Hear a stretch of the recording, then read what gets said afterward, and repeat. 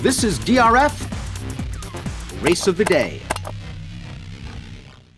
Hi, everybody. Dan Illman, Mike Beer, Kentucky Derby points on the line. And Saturday's DRF Race of the Day, the Grade 3 Holy Bull at Gulfstream Park. Let's take a peek at this field. These 3-year-olds going 1 mile and a 16th, carded as race number 11 at Gulfstream. You can download free formulator past performances for this race on the Race of the Day event page at drf.com. Access them, handicap along with us. We got a couple of impressive maiden winners stepping up to face winners for the first time. Your morning line favorites, the 7, Greatest Honor for Shug McGahee. This horse scored in lifetime start number 4. Don't be surprised, however, Mike, if Prime Factor goes favorite off the giant debut win for Todd Pletcher going 3/4 of a mile. It seems like that's a real possibility in here. Prime Factor was very impressive, winning first time out. Greatest Honor, though, man, I feel like he deserves to be the favorite. And he's a pretty good horse, and he's already got the route experience. Add an impressive debut winner for Pletcher, the 4 Amount, and a couple of supporting cast members with stakes experience. You got an interesting edition of the Holy Bull. We throw up the Timeform US pace projector for this race. Prime Factor is stretching out with sprint speed. I would expect Prime Factor to be up front. Willie Boy is stretching out with sprint speed, perhaps trying to take advantage of the inside post position. The 2 Willie Boys should be up close. I think we'll get a solid pace in here. Yeah, I agree. Both of those horses that Timeform US expects to be out front, I expect them to be out front as well. They're both stretching out with speed. Another horse stretching out without much early speed is your deep closer, the 1 Giraffalis. We'll watch his career debut, his one and only start on November the 19th at Gulfstream West. He got a fast pace, and I like what he did in this race. He was able to pass some horses in the stretch. He looks like a big, strong horse that would appreciate a little bit more ground. Now, this was obviously not the strongest field in the world, a state-bred maiden special, but it was promising enough. He'll be a big price. He's going to have to run a lot better. Yeah, I mean, they're just taking a shot in here, I guess. I mean, this horse got completely outrun early in that race. So all things considered, just the fact that he was able to catch up even before they got to the stretch and then, burst on through there and win pretty easily. I thought all in all, he ran fine in there.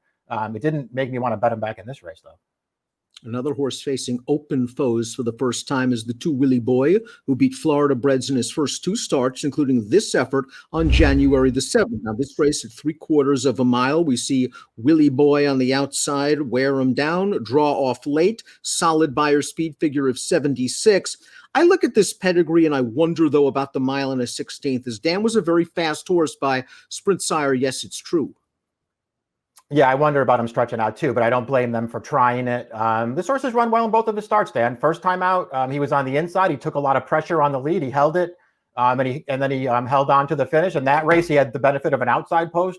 He just tracked on the outside and took over. I think he's run well in both of his starts. We'll see if he can take a step forward. Trainer Antonio Sano's confidence in the 3 Papatur is rewarded somewhat last time out when he finished second to favored Mutasabek in the Mucho Macho Man Stakes. This horse looked like an early 2-year-old. When his first 2 starts sprinting at Gulfstream, they threw him to the wolf. Well, one wolf. Jackie's Warrior in both the Saratoga Special and the Hopeful did not run well in either one of those races against a very good 2-year-old. Came back and ran well, though, in the Mucho Macho Man. Let's watch that race right now. He kind of got bumped at the start. He was really wide on the first turn and into the backstretch, and he ends up finishing second best. I'm not sure 1 mile and a 16th is going to be his best distance. I eventually think shorter will be better, but he's battle tested and he comes off a race which has a pretty strong buyer. He did come back a pretty fast race here. I'll be interested to see how these horses do that start running back out of the Mucho Macho Man. Dan Mutasabek, he feels like a pretty good horse for Pletcher, and he was even money in there. I don't know. I just really wasn't that blown away by his win in there. And I just wonder if that race is really that fast. I want to see some of these horses start running back. I think that's a very fair assessment because Mutasabek was supposed to kind of blow that race open, and the local horses made it close at the wire. The 4 Amount, one of the 2 Pletcher horses stretching out. What Amount might have over Greatest Honor is that he was able to debut at a demanding 7/8 of a mile distance, and it didn't bother him at all. Let's watch that race right now. Now, as a son of Curlin, we would expect this horse to be stout. He's a half-brother to a Grade 3 dirt route winner in size. He's a half-brother to a Grade 1 place sprinter in Mucho. And he runs by this field very professionally, and maybe he's just lurking in the weeds.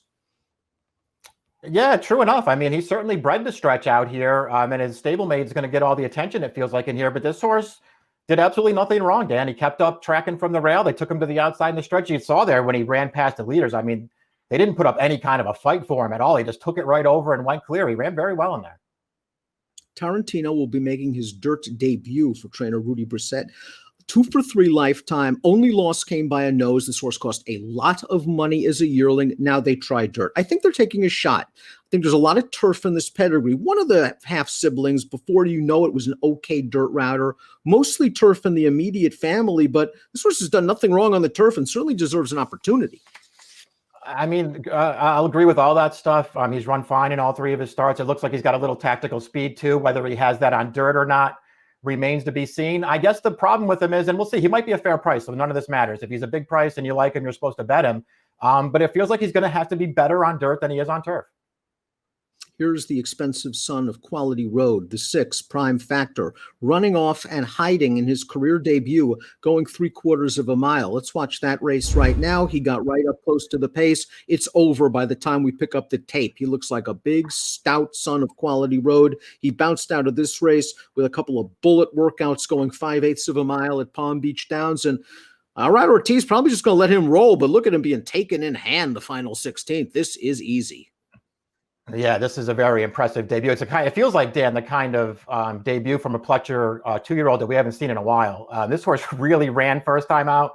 He got a good figure for it. He's got pedigree all over the place by Quality Road with a big Samson family on the bottom. It's all distance down there. I'm very interested to see how he runs in here. He's a very, very interesting 3-year-old colt.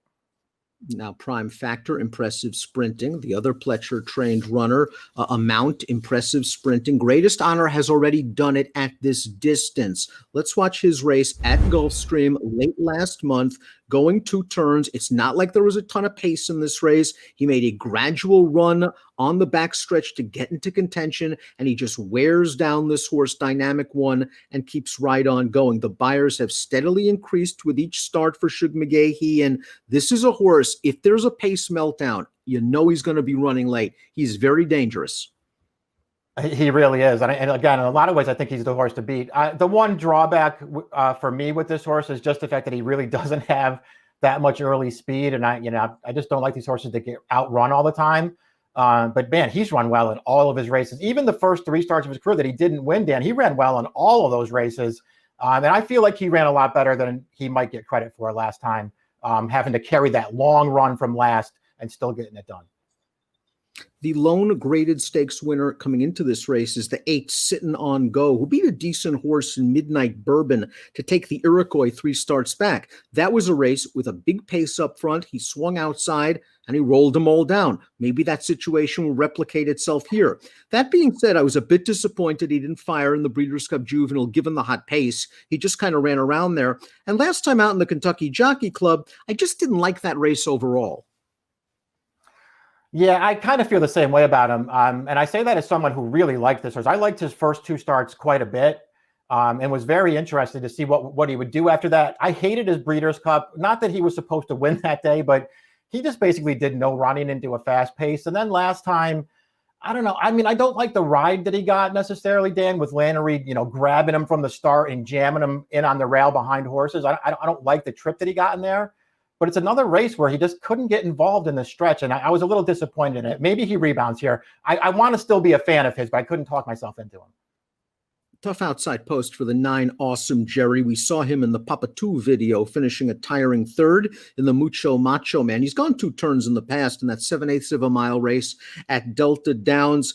I can understand looking at Awesome Jerry's form and questioning the buyer out of the Mucho Macho Man. I think he's a likable horse. I think it's possible he may want a slightly shorter distance. Yeah, and he was right up there on the pace last time where they really weren't going that fast, and now it feels like things could be different for him here as he stretches out. Let's take a look at our top picks for the Holy Bull. The impressive maiden winners are going to take a lot of money in here. I have a lot of respect for them. I just want to give one of the established horses a chance, and maybe Papa 2's last race was a phony, but if he runs that 87 buyer speed figure, he's going to be thereabouts at a decent price. Prime Factor blew him away in his debut, Mike, and he might be very tough to catch. Yeah, I'm going to take him just because I was taken by his debut, and it feels like he's going to have speed stretching out. And that was the one thing I didn't like about Greatest Honor, who, again, I feel like Greatest Honor is the horse to beat. I just don't like the fact that he's probably going to be at the back of the pack early here.